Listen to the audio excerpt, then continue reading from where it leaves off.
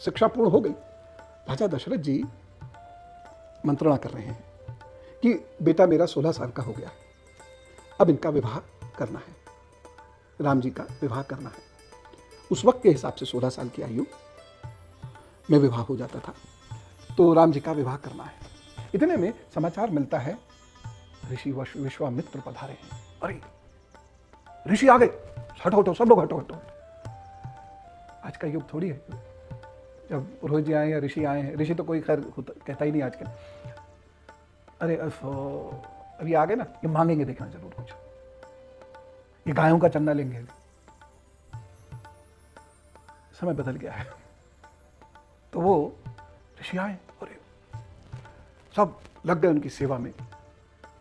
राजा सम्राट दशरथ स्वयं वहां पहुंच गए और उनकी शान में बड़ी बड़ी बातें कहते हैं और उनको आसन देते हैं, आने का प्रयोजन पूछते हैं। विश्वामित्र कहते हैं, दशरथ जी, मारीच और सुबाहु मुझे बहुत परेशान कर रहे हैं, मेरे अनुष्ठान को उन्होंने खराब कर दिया है, रक्त और मांस फेंक कर, मैं क्या करूं?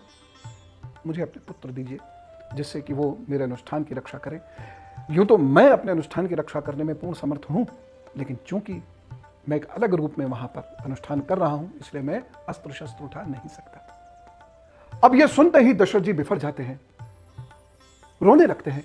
मेरे इतने छोटे बच्चे हैं, ये जंगल में जाके मारीच और सुबाहु जैसे राक्षसों से कैसे लड़ेंगे? और वहां कोई एक दो राक्षस तो है नहीं, पूरी फौज है उनकी, वो कैसे लड़ेंगे?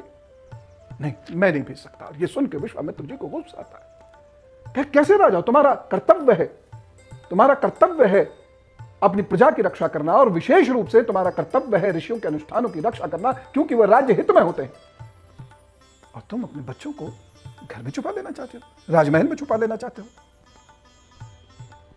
वशिष्ठ जी बीच में आते हैं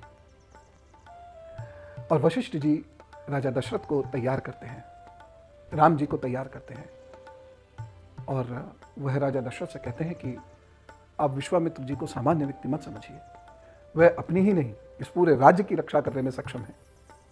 अपनी संकोच उनकी छत्र छाया में अपने बच्चों को भेज दीजिए।